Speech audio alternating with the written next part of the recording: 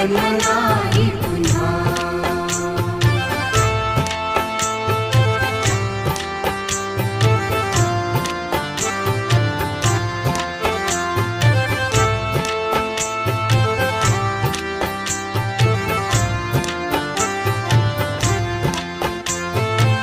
हा जन्म आहे सद्गुरु कृपेचा, हा जन्म आहे सद्गुरु कृपेचा, हा जन्म आहे सद्गुरु कृपेचा। हरि ओम स्वामी समर्थ म्हणा,